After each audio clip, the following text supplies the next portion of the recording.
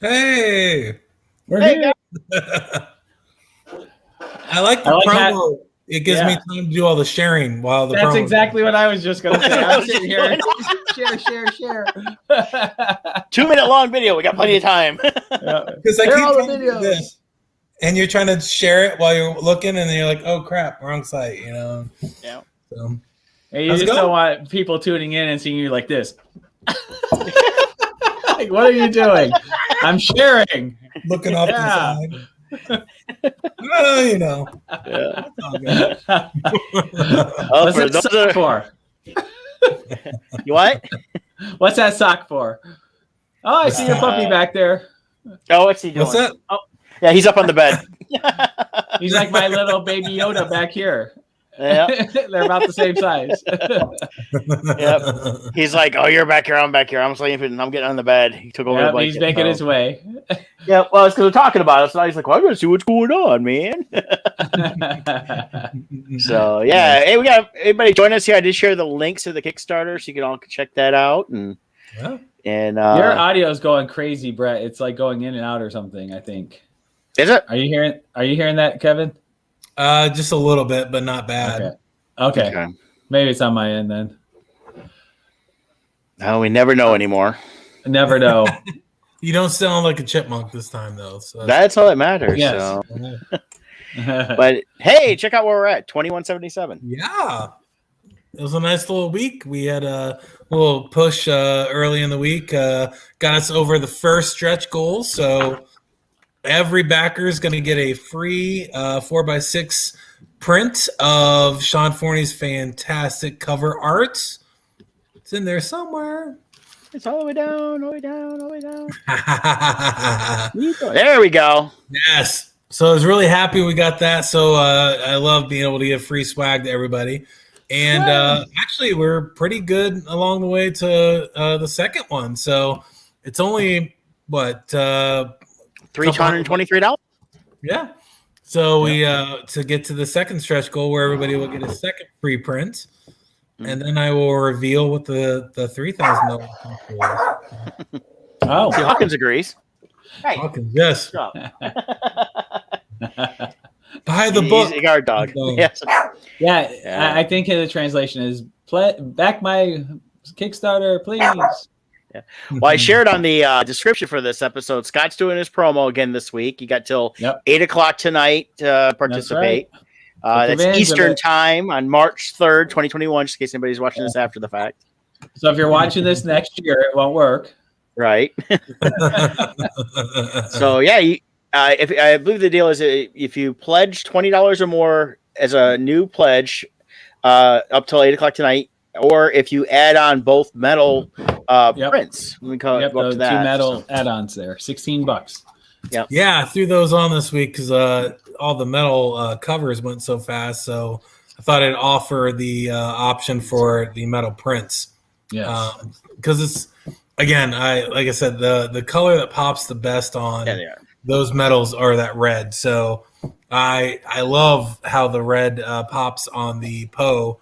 I can't wait to see the Telltale Heart Sean Forney illustration on metal. So that's a great deal too, because they would cost at least $10 or more, $10 to $15 at shows. So it's a great fun add-on, and it's going to look beautiful. Everything we have printed from Ready Comics always looks fantastic. So all three of us have bought several metal prints in all different sizes from Ready, and they always look fantastic. So it's a great, unique way to have a print, something different than just your standard paper print. And I mean, it doubles as a weapon if you sharpen the edges. So there's that. Not that we're recommending that. We don't recommend that. They actually come pretty sharp, you know. Yeah. I have the trading card size ones, and they're like throwing stars. Right. Get an arsenal. Yeah. Like I say, people do when they see the artwork on the metals. I get a lot of compliments on that. Yeah. People walk up, they go, "Oh my god!" and like, "Oh, it's metal," and they're just like freaking out about how cool it looks because the colors do pop on that. I'm just disappointed I never get anyone saying that's so metal. Yeah, we go, it's just a natural. Yeah, right. I know. Yeah. Yeah, we had a good week. We got we sold a couple of backers for the different retailer packs. So a Bardstone retail pack went, a Poe retail pack went, which I love seeing those. Someone nabbed the original art, which I was going to be disappointed if someone didn't. Somebody got it? Someone got the original art. I'm trying to think what else went. Most everything's available still. There's only a few things that are getting a little bit limited.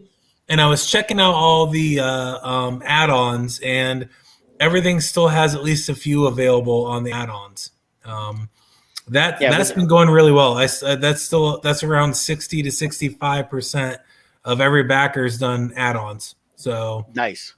It's the best feature on the new Kickstarter. So, well, of course, the first 48-hour early bird's gone. It's not available anymore. Yeah, it's nice to see this red original art's gone. And then, like you said, we have all 4 covers, including metal, is gone. That's a great. We had those 2 backers there, and come on. Yeah, and quite a few T-shirts people have added on. That's been very popular as an add-on. $15 is great for a T-shirt, and they're high-quality T-shirts. They're fantastic shirts made by our friends at T-24, and they've just done a fantastic job on the Poe shirts, the Crimson Shadow shirts that we had made. We own tons of these T-shirts in different varieties, and it's just a high-quality shirt. $15, you can't beat the deal. I think there's at least 6 or 7 backers that got T-shirts, so that's been going really well. The other one is the we can post whenever something sells out.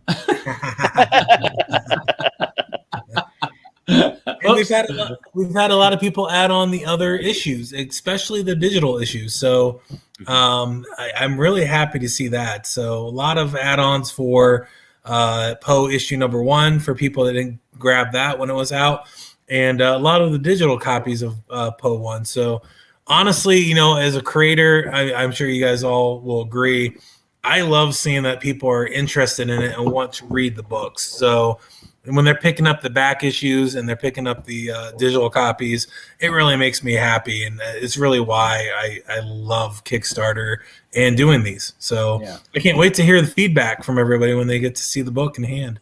Yeah, so far the feedback has been great for all the issues we've done so far in the past. So, but yeah, speaking on the satisfaction of doing this, I was just thinking about this weekend.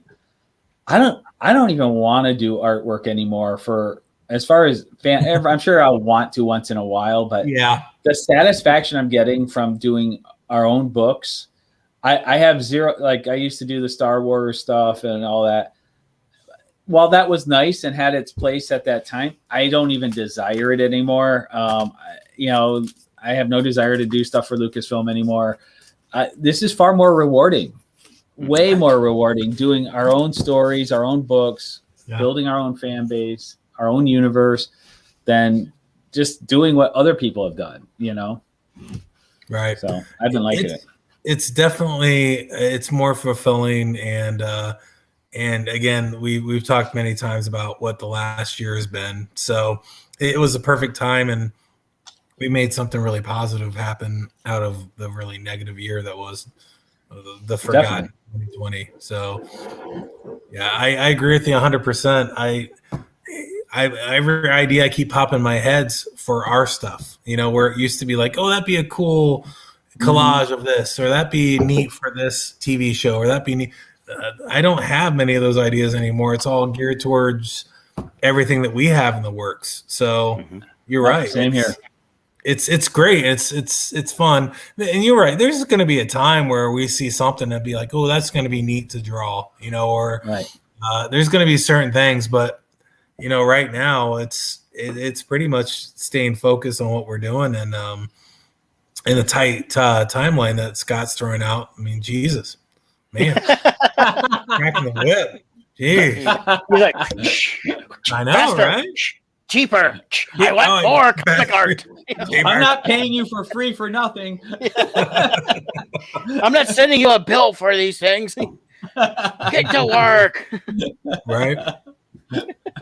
But yeah, it's really exciting. And you mentioned on the podcast earlier, if, you use the example of San Diego, if somehow we were able to do San Diego, and you're right, I liked what you said about San Diego is, without all it probably won't be the size that San Diego normally is, but it's probably going to open up the opportunity to have a bigger artist alley and a bigger small press, because there's not going to be a lot of the big celebrity stuff. And just the attendees will be different. Yeah. How many locals never get to go to San Diego Comic-Con because it's sold out within 2 seconds, and people from all over the world go. We may actually get a good San Diego turnout in a November show. Well, you got to think about, in San Diego, if they're smart. And like I said, and I'll throw my little, looking into the crystal ball out right now, is if for some reason they can't make it work in San Diego, they'll make it work in Las Vegas, but in November. But I think it's a great opportunity for them to look at doing this as a yearly thing. It makes perfect sense to have 2 shows and utilize it, because everyone can't go to the standard San Diego. And you're right. A lot of people want to go for the creators, for the artists, for small press, for back issues. And that's kind of what they do, though, with WonderCon. WonderCon, and what's their other one? They got a smaller one. Ape? Oh, WonderCon's the only one I knew they did. Don't they do Ape?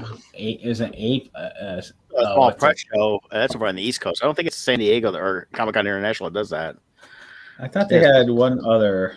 I know WonderCon and International. So, okay. Yeah, Ape is a show that I believe it's just a small press type show. Yeah, not easy to get into. Maybe it is. Maybe it is them. Yeah, it does do one. I knew that. I just didn't know where it was. Okay, so it's the Alternative Press Expo. Okay, yeah, it is that. So, the last one they showed was 2014, though.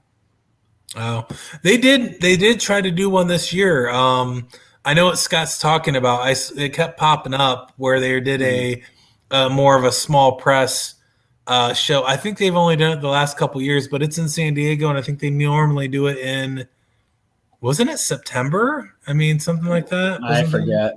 Yeah, but I'm looking forward to the possibility of going out in November and it being a smaller show and more comics and artists. I mean, again, that's the thought process right now is that most of the celebrities and the big stuff isn't going to be launching anything in November, but you never know. But to get to the point I was actually going after like 10 minutes ago, but I rambled. Sorry. How did we get here? Scott said by the time, November hits, we have it's quite possible we would have 6 Bardstone comics to present at San Diego. Right. Where last time we were all at San Diego, we had 0. So, I mean, that's impressive. You said that and it really got me thinking, like, I'd be very excited to be able to get a small press and just, put our books out there and get to, show it to everybody. Yeah, I spent a lot of time in small press at the last San Diego Comic-Con, and it's everybody. There's a mix. There's people that have a lot of books that put out over the years, and you get someone with just 2 or 3, and they come in, like I said, with at least 6, if not more. Because I was still bringing the books I currently have that I've already published. Yeah, we have each of our books that we've done individually. Yeah, so absolutely. We're probably looking at towards almost 20 books total between the 3 of us that we've put out together and separate. So well, that's a lot. We could. I mean, it's weird, but we could get one of the regular booths, the 10 by 10. But it's everybody's going to latch on to everything that's happening. But we legit, before I'd laugh at saying we'd have enough to be able to take out there. Now we honestly would. So would the cost be effective? I don't know, but if that's the only show that happens for the year, hell yeah, I don't care what it costs. We're going. I think it's also one of those shows we look at as a new publishing venture where it's a best way to get your word out, the name out there a little more broader than some of the other shows. Yeah. You can definitely get it out there, but you've got people coming from all over the place that wouldn't see us normally anywhere else. So that's a good crosshatch of people, different especially if they tie in anything to do with comic shop owners and things like that. Yeah. And they come by and see your stuff like, oh, this is kind of cool. Great. Here's our information. You can order it through us, or we can do an exclusive cover for you guys, which is always available to any comic shop. Yep. Yeah. It's so it'll be interesting to see if that happens. But even not San Diego, when some of the shows, I'm so excited to be able to go to shows and present what we've done. I mean, even if the show happens next month, we'd have so much to be able to show off at a show. It's remarkable the difference from the last con that we all did versus the next one we're all going to do. Yeah. And it's going to be vastly different. And, in a good way, the conventions are never going to be the same. At least for us, it will never be the same. It's such a good thing because we talked about it. I think the last really couple of years of doing the cons of like, okay, this isn't truly working the way it used to. Things are different. We all talked about all these ideas we've had, and it's like I said, this past year's been a great way to actually kind of combine that and start working, bringing all our talents together. Yeah, it's been great. It's been fun working with some other people. Sean was fantastic in this issue. Great cover he did for me there. Jay Fife was fantastic working with. Did the artwork for Annabelle Lee. Brett, you wrote Dream Within a Dream, which was fantastic. And for issue 3, I've already got a few things lined up, and I'm really excited about what's going to happen there. Going in the future, Crimson Shadows, which has been a lot going on this week.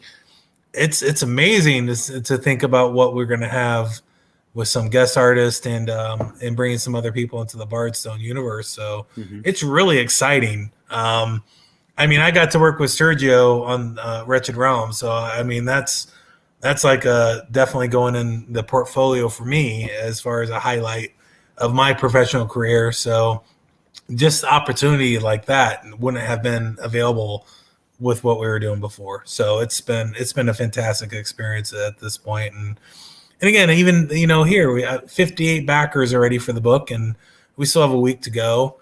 And Poe 1 had 80 backers. I mean, again, I love seeing that many people. I want to keep increasing that number. I just want to get the book in as many people's hands as humanly possible, and to spread the word. And, I really enjoy what I did here. I love Poe, and I really hope everyone else loves the stories I did and gets to read it and explore it. And I really miss cons because one of the best things that happened, because I had the Poe book I did before that was a black and white, mainly the short stories. I did some sequential stuff in there, but illustrated a lot of the poems and short stories. And it's always sold very well for me at shows. But I loved when teachers would come up. They'd always come up to the table and be like, I've got to have this. This is great. Can't wait to show my students. And anytime I knew it was a teacher, I'd be like, I mean, are you a school teacher? And she'd be like, oh, yeah, 8th grade, 9th grade, whatever it would be. And I absolutely loved to be able to, give them a copy and some of the prints. And I would always get their address and send them, hey, here's the digital copy. And I've had teachers come back and say, we used your illustrations and your versions of the book in class. And the kids really enjoyed it because it was a fresh take on the artwork. So that's so rewarding as an artist to hear that. So I want to get out to the conventions again and hit up a lot of these teachers and say, I got 2 new books. Here you go. Let's go. And these are, the sequentials. And I'm so proud of what's happened in these books that Well, here, we've got a few pages here to show off while we're talking about that. Like the Telltale Heart one. Of course, the nice thing is tell the teachers is you've got mermaid boobies. Yeah, but they're covered. It's still PG-13. Come on. Yeah, I know. But mermaid movies.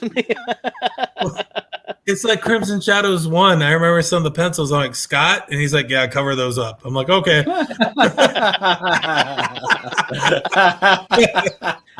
Well, Scott had in Crimson Shadows 1 had a rear end fetish going on throughout the whole book. So yeah, there's one shot. There was like 6. I remember seeing the one. I think I just texted Scott. I'm like, I see boobies, and he's like, cover them up. I'm like, oh. fine. Well, this is a great little section here of the artwork, though, because you get a little bit of J5's artwork. We can see some of the artwork you've done. So, and then, like I said, the story I wrote, though, I did like how the direction you went with the artwork on this. So, I love how that turned out, and I did a couple different styles for the story, and I really sat and wanted to make sure that the artwork itself changed as the mood of the story changed. So I'm really happy with the way that turned out. I love that page. That tells a story right there. And like you said, it's a little bit of a reveal, but in the same breath, it's like, how did this guy get to that point where he's just kind of okay that they're eating him? I mean, seriously, what gets you to that point where you're like, oh, okay, whatever. Yeah, this is the moment you start doubting some life choices you made. Right. Yeah. Maybe I should have done things a little different. Well, it's just one of those situations where you're like, you get to a certain point, it's like, well, whatever. You just kind of, it is what it is. But the poor guy looks like he's not going to last too much longer there. So, well, it's last page. He doesn't last any past that. That's right. No sequel. No sequel. Unless there's a zombie version. I never know. Yeah. So and then all the add-ons. Like I said, there's been some fantastic response to the add-ons. So you can get digital copies of issue 1. You can get some prints. You can get physical copies of issue number 1. You can get some original art, 4x6 sketches for only $8. You can get the exclusive cover from issue 2 by Sean, the black and white cover for only $20. Mm-hmm. So there's a lot of different options. You can get Crimson Shadows 1, Wretched Realms 1. Pretty much, you can customize your reward to exactly what you want. You can buy multiple copies. You can do. That's the great thing about the add-ons. It's limitless.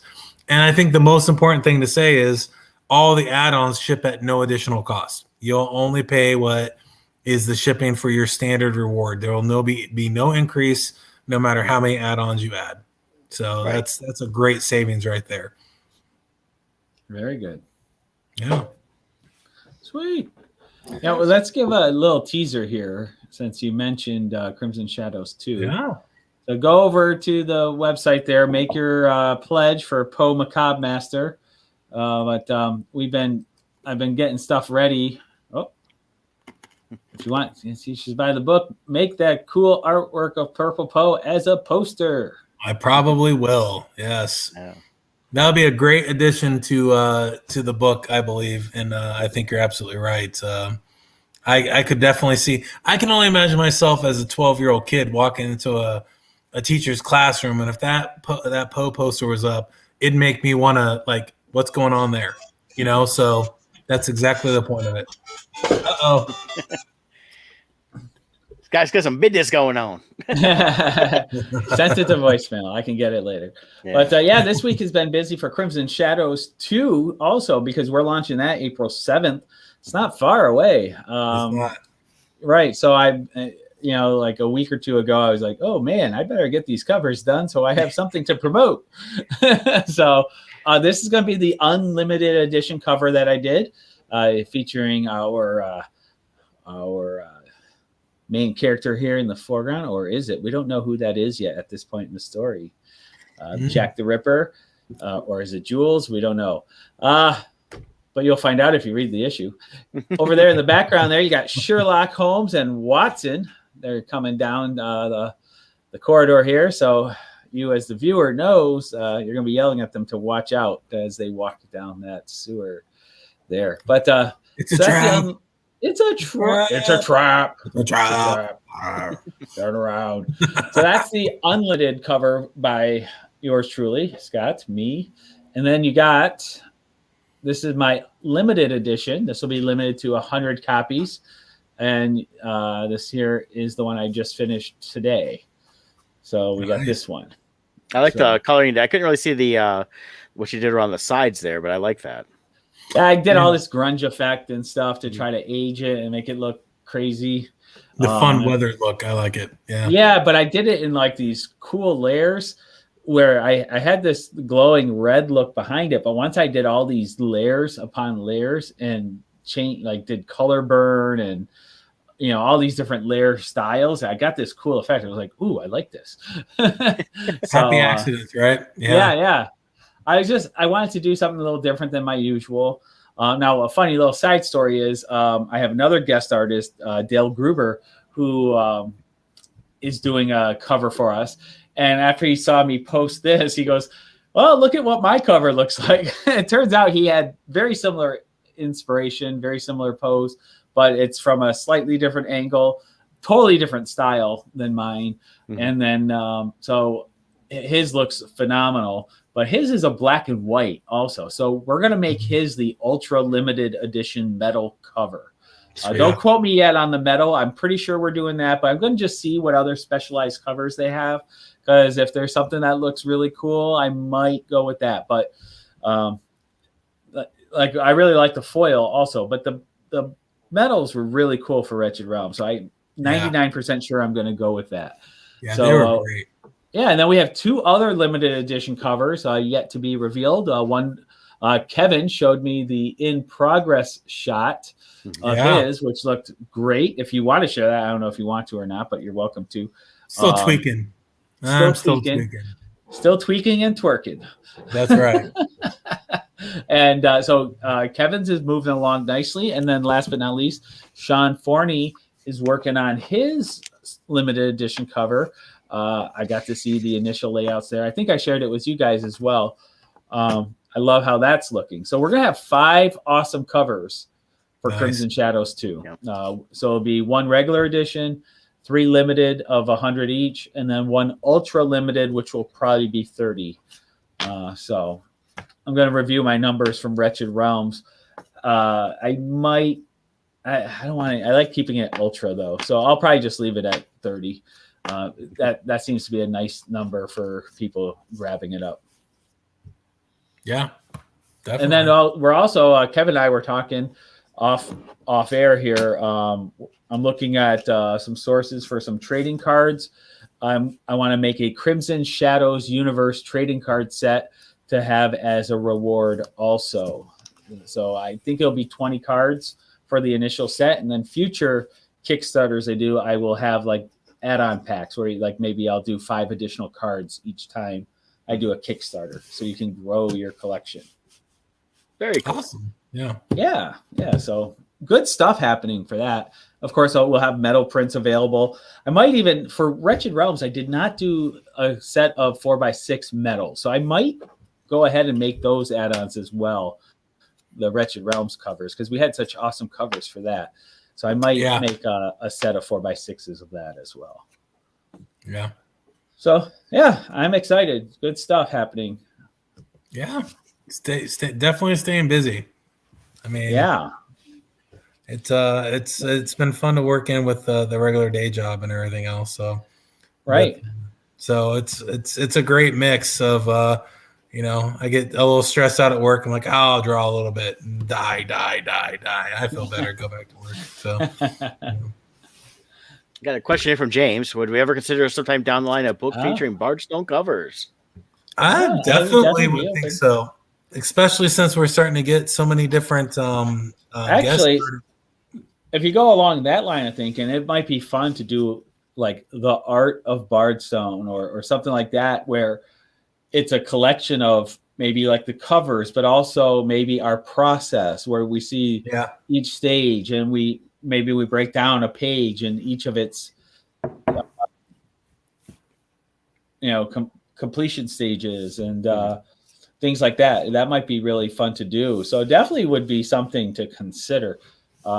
We got, if we're going to do that though, we need to start taking maybe have Brandy take pictures of you, Kevin, drawing away, but then make it like an old looking black and white. So then we have a section of the behind the scenes, how they always do those black and white.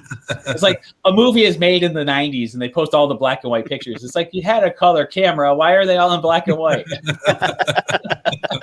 Right. We'll throw them through a filter and make them look like they're sketched. I know. It's like, you didn't make this movie in the 40s. What are you doing?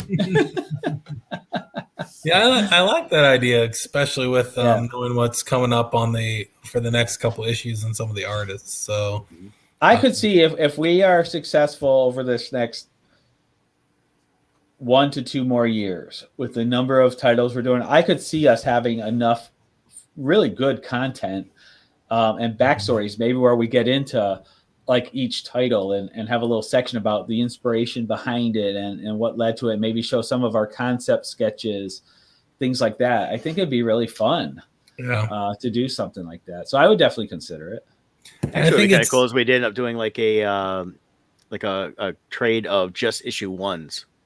Mm-hmm. You know, as a kind of like as we get down the road, you know, it's like, oh, well, here's a trade of all issue ones you can get, so you can read, check out some, and include like the different covers, include like the process in them, and it's almost like a best of director's cut of everything we've done so far at that point.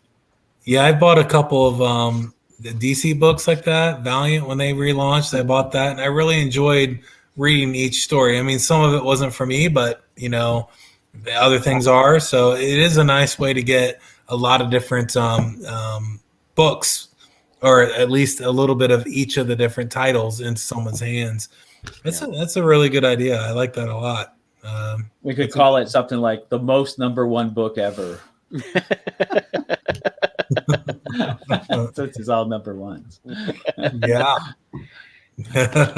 Or if it's #1, we have to get Riker to be on the cover. Wasn't he #1? Yeah, #1. #2. No, he wasn't #2. No one wanted to be #2. No, he was #1. He was #1. Although I think it'd be hilarious. Number 2 was the captain's log. So wasn't he? I always thought he was #2. No, he's #1. Am I not remembering right? I guess. Well, that I mean, Will Wheaton. I think I'm thinking logically the captain's #1, and you know he's the first. I gotcha. I think he probably was supposed to be #2, and the first time they said it, he's like, "Wait a minute, this does not sound right." Yeah, Picard yelling, "Number 2!" Like shit. Yeah, so literally. Well, the biggest thing going on right now, I believe, is we're going to have so many different books out by the end of this year that we're going to have a lot of different possibilities that weren't there in the start of 2020. So, I mean, that's in the little bit of time that we've had, we're going to have a nice start to our little creation here. So it's been great. And anyone that's backed my book, Crimson Shadows, Richard Realms, any of the books from Bardstone, we're so thankful and appreciative for the backing, the support, and we couldn't be doing all this without everyone that's out there backing. So thank you for backing. If you haven't, go ahead and hop on and back the book. If you can't back the book, share it on social media. Every little bit helps, and we are greatly appreciative of all the assistance. Yeah, and if you don't remember where to find it on Kickstarter, just go to bardstone.com. Here it is here, and click the Kickstarter tab, and it takes you right to this screen here. It has the current video going of our current Kickstarter, which is Poe Macabre Master. But then you can click here, and it'll take you right into the Kickstarter page. So it's nice and easy. Bardstone.com, Kickstarter, you're there. And these awesome videos being put together by our own Brett Pinson there in the middle box. Been having fun there. He did the coming soon for Crimson Shadows. Loving what he's doing there. Yeah, I have to share that one here before we hang up on tonight. Yeah, that was. You haven't seen it? Have you seen it, Kev? Yeah. I got the link this morning, so I watched it right before the podcast. It was great. It was fantastic. I was watching it while I was on a boring conference call, but I thought it was wonderful. It was much better than what I was looking at, anyways. So I love you're getting a whole movie vibe for each of them, and it's really a blast to watch. So it's a skill I haven't used in a long time, because I mean that's what I studied in college, was filmmaking and writing and all that. So getting in here and doing some editing and creating these videos. When I started doing them last year with the for Odd Musings, it was kind of just, I was just kind of bored one day, and next time I'm like, okay, this is getting kind of fun again, and I'm getting the little creative juices going. And for the Crimson Shadows one, I wanted to do just a teaser. So this is like our teaser before we have the real trailer. Yeah. And so we'll have the real trailer once I have the covers available to share on there, like I did with the Poe 2 one. And I think it's something I'm going to do for all of the upcoming Kickstarters and that. So, there's I was looking at that, and it reminded me with some of your shots. I loved motion comics. I know that kind of fell to the wayside. Mm-hmm. Did you guys? I mean, I love those things. I'd love to see, once we got the 5-issue arc of like Crimson Shadows, and we did a motion comic version of it. Maybe just for me, I guess. But well, and that's the neat thing about what I was using for my video software is there's a way of creating the motion from a picture, and so I was able to kind of zoom in what I wanted. Yeah, and then that's what reminded me of, like, a motion comic. Yeah, so. I remember watching somewhere. I probably still have it. I think I bought The Watchmen when it came out, when it was first released, and they gave you the motion comic version of The Watchmen graphic novel. I don't think I ever watched the movie again, but I watched the motion comic like twice. I thought it was phenomenal. It was so much fun to watch it that way, except for the 3D, blue penis moving around. That scared the shit out of me. Now, this is they did not need to make that motioning around all the time. I mean, it's like fucking huge. Whoa! Right? It was like. I was at the theater, and I was like, "Oh, here he comes walking by." So, in regards to motion comics, this here is a Kickstarter I backed. I'm looking forward to receiving it. It's called Ballyskillion, which I'm not. I think it's an Irish comic, if I remember correct. But it's called an augmented reality modern fantasy comic book, and what's really cool, if I understood the presentation properly, is, have you ever seen that wine where they've got the convicts on it, and when you put your phone over it, the convicts move and talk and tell their story? No? It's wine? There's this wine. Oh, yeah. It's the one with the it's got like the convicts. They even have they have real one convicts dog right now. Yeah. They're like they're mugshots of these convicts from like the 1800s or something. Huh. And when you put the app on and you put your phone over the label, it comes to life in your phone, and they tell their story of who they were and what they were convicted of. So how much of the wine do you have to drink before it works? But I think this is the same thing. It looked like that would be augmented reality. Is that where you have when you're able to use your phone or app or something and look at an image, and they do this with I've seen this with some children's books are doing that and things like that. Where so with this one, the panels move. So when you put your phone on the panel in your phone, you see the action of that panel occur. So I'm really curious to see what this looks like, and if it looks good, this is something I'm hoping to look into for Bardstone. But it looked really cool. I really like that idea. Even if you just did a short story, like part of it, you could do that. That's really interesting. I like that. Yeah. So they got. Let's see. I saw stuff on augmented reality before, and I really thought it would have taken off more by now. Everybody's still going with the Oculus for that type of 3D environment, but with augmented reality, I mean, I saw some stuff a few years ago, and they're talking about using like the Google goggles and things like that, where you're basically in the real world, but you're able to see things that pop up, and they do that with your phone now with some games and that. But this would be something where you're actually in the real world, so it takes that environment and adds in the characters and that. But this is kind of cool with a comic too. That'd be interesting. It looks like the panels actually move, but I don't know. We'll see what it looks like once I actually get it. I'm curious to see it. Well, digital contents, print. I hate to say it's a dying art, but it's definitely not as vibrant as it was years ago. any changes that you can make to at least integrate the two together, I think it's a great idea. At least it's a homage to the the actual print, and then you also get the fun of having the motion comic.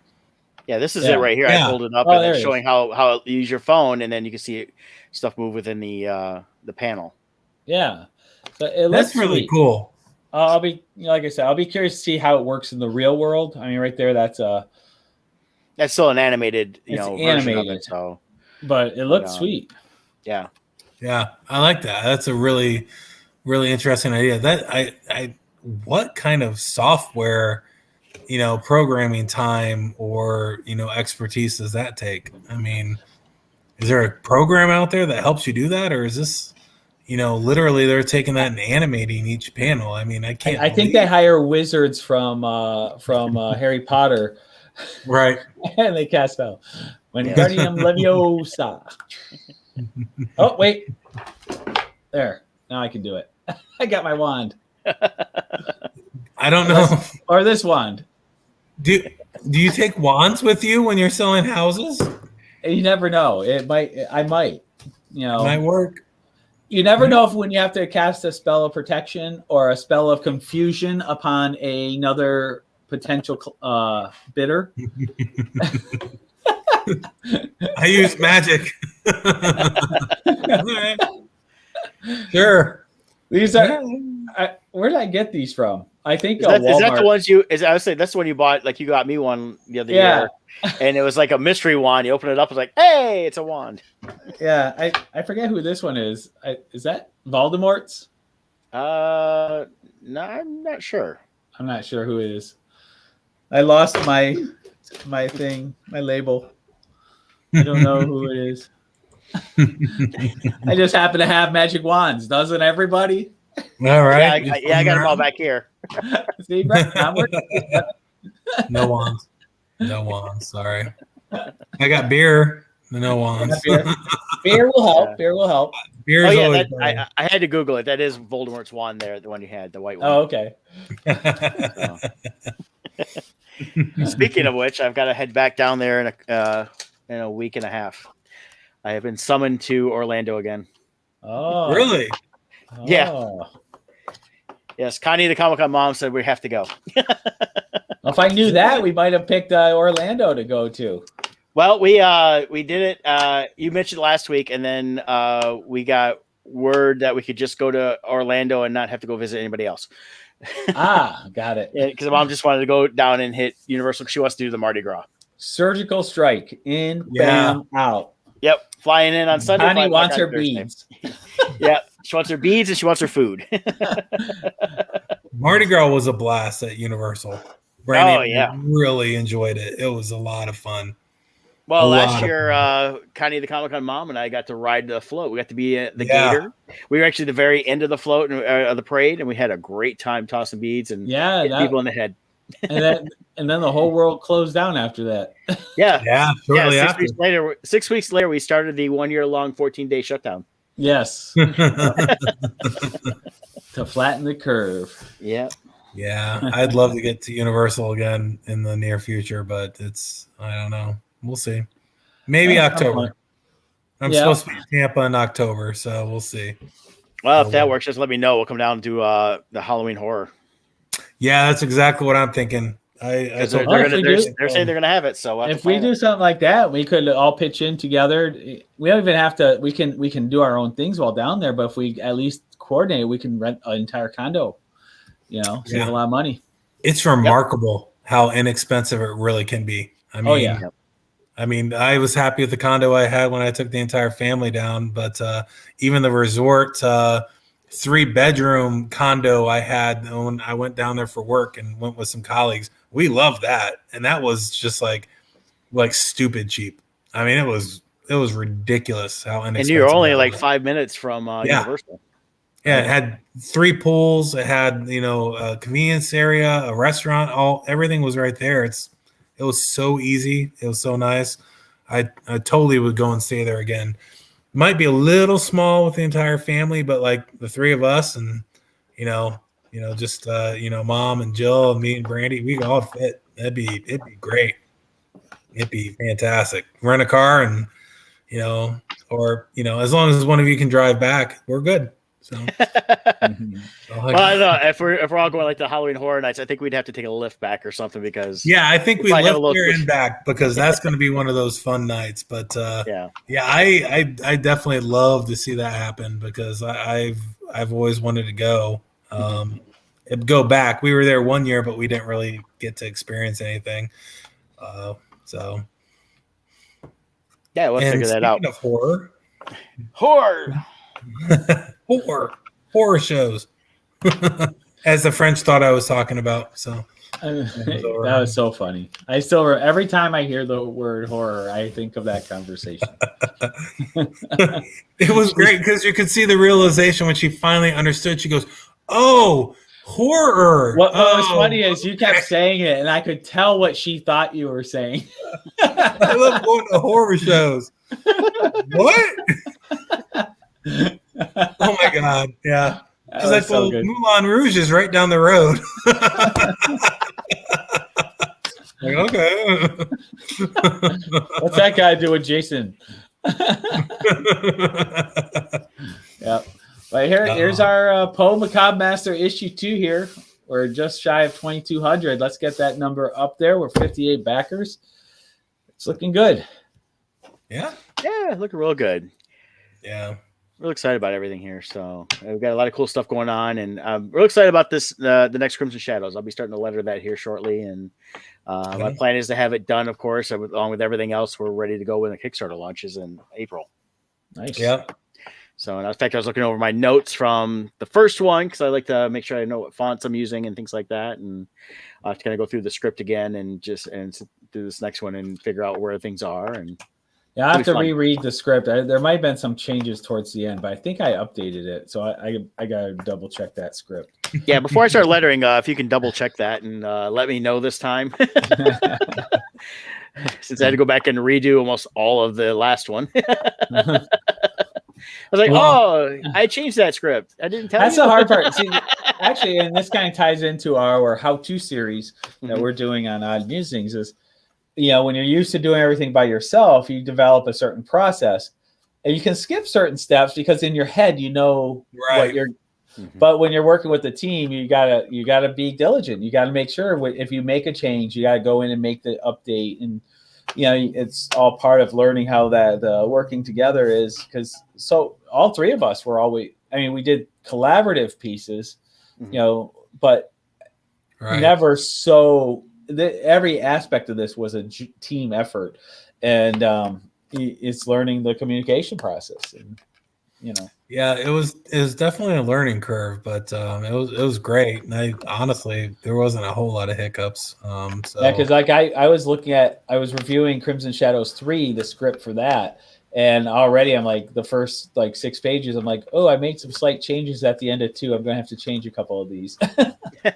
Yeah, something changed. Oops. Yeah, the continuity thing is very difficult. Now, if we were making X-Men movies, we wouldn't have to worry. We could just say, that's fine. Continuity. Who needs continuity? Make some money. Put it out there. They'll go. Yeah. There's Wolverine. That's nobody remembers the last movie. Just cast Ryan Reynolds. They'll forget. Right. Then you have everything Marvel, and they make sure every tiny little thing means something. So even when you think you catch a mistake, you later find out, there was actually a reason there. Right. It's so crazy. Yeah. So they gotta have a whole staff just on continuity. Oh yeah. I love watching the shows where they go through and they point out things in famous movies where they didn't catch what was wrong. Mm-hmm. I think Bruce Willis in Die Hard 2 is supposed to be in New York, and he's talking on a payphone that clearly says Los Angeles on the side of it. Things like that. The same thing in comics. You go from one panel to the next, or you go back, and it's like, wait a minute, what happened? And I remember catching lots of that when I was younger, because you buy the comic and you read it 8 times.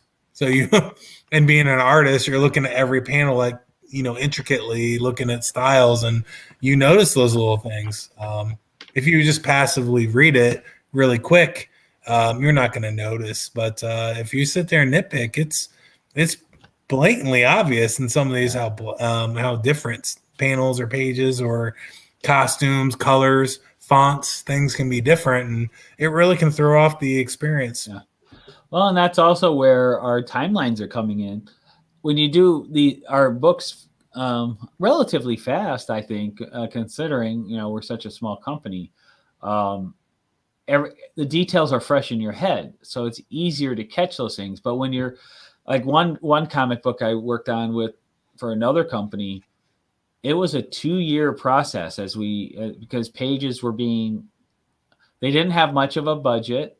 So the artist they were using, well, he was just, because of how low the price point was, he was doing more like a favor, I believe. But everything was piecemealed. Like we were getting just small batches here and there. And then we might go a couple months of none and then another couple. So it was a long process. It was like a year. I did the colors and it took like a year to get done on my part of it. And it was already in the works for at least a year. So when you're doing things in that kind of a process, it's very easy. I had one character where in the middle of the scene, she was wearing this suit with pants, a female suit.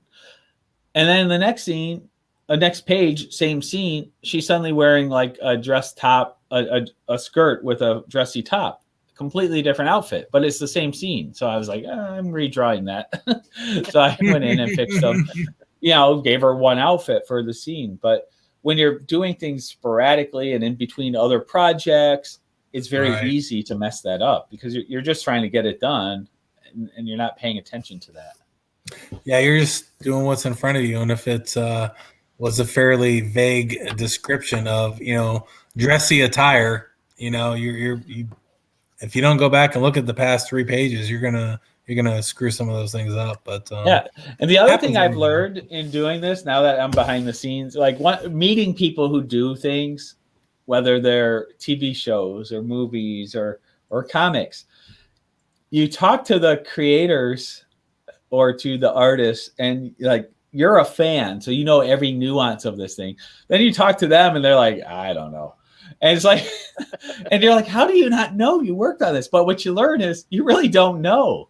You got your role and you're doing your role, but you're not analyzing the script. You just give me the basics of what I need so I can get this done. And you get it done, you move on. So you're not consuming the product as a consumer would. Right. Like Crimson Shadows 2, I know every version of it from the first time I outlined it to where it's at now. And to be honest, I have to go back and read it when I'm doing stuff because it's like, oh, I forget what I did over here. And I go and look, So it's interesting being on this side of it now and seeing how little we know about our own products. Well, and sometimes things take forever to come out. I mean, think about these poor actors that did a lot of these movies. Some people were filming movies in 2017 and 2018, and the movie hasn't come out yet because of everything that happened, or ask those actors for that Fantastic Four movie 20 years ago. Right. They're still waiting for their movie to come out. I remember years ago I met Michael Madsen at one of the shows, and I loved him because of the Reservoir Dogs and all the Quentin Tarantino movies. And I honestly, I forget what movie it is, but he had done this low budget movie. It was like a sci-fi movie, and I really enjoyed it because it was fun. And I remember mentioning to him, like, hey, I really liked you in, this. I knew what the title was then, but I really liked you in this movie, with Alien. And he's like, I was in that? I'm like, yeah, you're the main guy. It's like, was that the one with the dog? I'm like, no, the alien. He goes, yeah, that was a good one. I had no idea what I was talking about. Right. Because for them, you're on the cover of the movie. They just but you get a lot of those. They're such small budget movies comparatively to other ones. They're literally walking in and out of that movie in like a week and a half. Yeah, and they're probably like fulfilling like quick contracts and doing like 10 movies over like 15 weeks until they get the next big movie. Yeah. Right. And I'm sure that. Oh, did I do that? Oh, I was drunk the whole time. Didn't even know. Well, exactly. Or that's it. You'd have to know the behind the scenes where he's like, oh no, that's the movie where you stayed in that hotel in Phoenix, and you guys went to that restaurant after you were done shooting, and then you'd be like, oh, I know that one. Yeah. But as far as the movie goes, never saw it. See, it all goes out to the Saturday Night Live sketch with Shatner. Yes. And they're asking him about stuff on the episodes. He's like, "What are you talking about? I don't know what you're talking about that." What was the combination? You ever kissed a girl? In season 4, episode 8, scene 3. Right. Yeah. But that's for how Madison, I chalked it up to cocaine. I really thought that's really probably was more about it. But now that I'm doing honestly, now that I've been doing a lot more things, I actually agree. They probably had him. They flew him here, filmed something. All right, that's on hiatus for 2 weeks. Flew him over here, and he filmed for 2 weeks on a different movie. Right. I've heard many actors or people talk about that. It's like, well, even for us doing all these Comic-Cons that we do, they all start blurring together, and it's more about the experiences. You'll remember the experiences, but you might not remember what city or which city was that. Yeah. Well, I've joked at shows for years, and someone will walk up and they'll be like, "Do you remember me?" And I'm like, "No." They're like, "Why not?" I'm like, "Well, after a while, all you white boys look the same. Come on now." Right. Well, and that's it. It's we literally meet thousands of people each Comic-Con, and Brett, you had that one year. You had the insane number of shows in 1 year. What were you at? Like 40 something? I did about 40. And it was a mix between weekend shows, and I did back-to-back one-day shows, like a Saturday and a Sunday. Right. But still, that's a lot of people you met that year. I still did 30-something weekends, and some were big travel, some were local. Of course, then I figured out not too long after that, I was doing like 15 to 20 shows in Michigan and Ohio alone, and I had to scale back on that because it was just too many shows. I was seeing a lot of the same people over and over. I was recognizing people. Right. But for us, and I'm sure actors are the same way. It's they do these movies, but from their point of view, every movie is the same. You're on a soundstage that looks the same from their point of view. Mm-hmm. They're seeing all the camera set up, the lights. It looks the same. They're inside a trailer that looks the same. They're on some lot. It looks the same. So it's the same experience. And for us, Comic-Cons, no matter what city it's in, you're in this large concrete room. Right. Exactly. And you go from there straight to some restaurant, then straight to your hotel room. And we're not getting the experience that the fans get where they're there for fun and they're having a blast. Right. Mm-hmm. We're still enjoying ourselves, but it's from a completely different point of view that we're experiencing it. I will remember the restaurants and the breweries more. Right. Yep. I mean, honestly, those are the things that I like going to cities, and I know certain people, there's certain fans we know that live in certain areas, and you kind of expect to see people, and you'll recognize people, and people have seem familiar, but after a while, like you said, thousands of people, everyone looks familiar. It's like, I should know who you are. I don't know who you are. I usually give it like 3 questions, and I'm like, I don't know who you are. Or here's another tip. If you're friends with us on Facebook, but not in IRL, as the youth say, in real life, we know you by your profile picture if we know you through Facebook. So if your profile picture doesn't look like you, we have no idea what you look like. Right, exactly. Heck, I didn't even recognize my own neighbor at the Comic-Con the other year. Mom goes, "Hey, it's our neighbor." I was like, "No, it's not." They go, "Oh yeah, I am." I was like, "Okay." Again, after a while, they all look the same. A funny story is Doug King, who he checks in on Odd Musings. He's a friend of mine from over the years. But when I first started knowing him, he would visit me at Motor City Comic-Con, and he had this funny profile picture of him holding a spoon up to his eye. So one year he came up to me, one of those first years I started talking to him. He's like, "Hi, do you remember me?" I'm like, "I'm sorry, I don't." Then he held the spoon up. I go, "Doug!" Like I knew who he was because now he looked like his profile picture. Well, we've all been doing this long enough too. I remember someone came up to me at the show in, I think it was Tampa. Maybe not Tampa. Maybe it was Motor City. And again, I'm not remembering. And she's like, "Hey, how's it going?" And I'm like, nice to see you again. And I'm like, oh, hi, and everything. She goes, you don't remember me, do you? And I'm like, no. She goes, well, last time you saw me, I was probably 12. This woman's like 19, and it's like, I do not remember you at all. It's a little shocking at first that when you're doing this 10 years, you've seen kids grow up. Brett, that one family, I'm blanking on their name. That's the Ferries. Anne Ferry, her husband, and her daughters, Michelle and Ashley especially. Sam hasn't come around a long time, but I watched them literally grow up from little girls to they're now young women with boyfriends and jobs and crap like that. Yeah, I remember them clearly. The one daughter, I believe it was the youngest daughter, was really small, and the dad was dressed up in this armor, and she was carrying his helmet. Yep. His medieval helmet all around, and it looks so big in her hands. And now she's 10 years older than when I first saw her. Yeah, they're like 20, 21, 25. Now they're like actual human beings. They're not just these little tiny creatures. Right. You can drink. That's what I always said. You can drink now? Yes. Come with me. The thing. They're old enough now to drink. It's like, okay. That's right. Yeah. Kevin says in his Arnold voice, come with me if you want to drink. That's right. I know where to go. Well, when we're at a show and they're actually serving beer in the show, it's kind of nice. Here, let's just step over on this other corner here. Kind of like they used to do at Denver. They had a bar set up on every corner. Oh, God. Of the Comic-Con, not the town.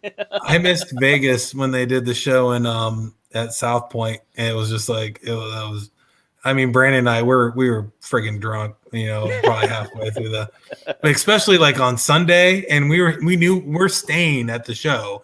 We didn't have to leave.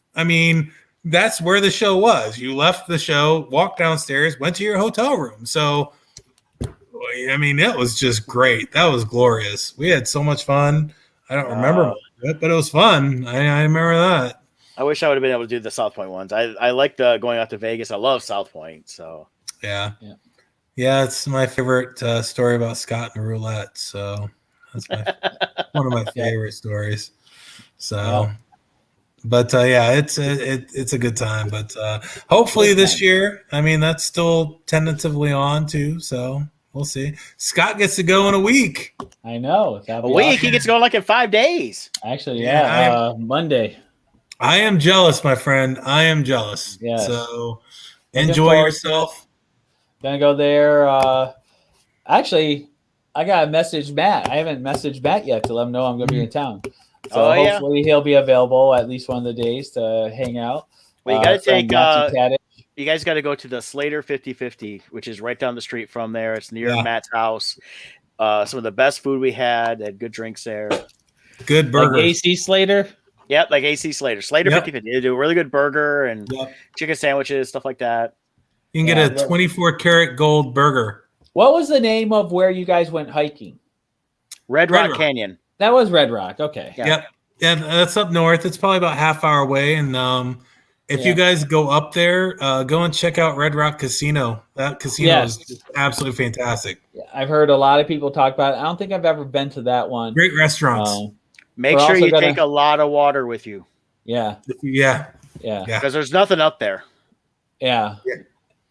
Once you get a little bit outside of the city, you just get past the casino. There's like a gas station, and then you're in nowhere. We had a case of water in the car. We're actually gonna go to the Grand Canyon one of the days. Make a day of that, so that'll be fun.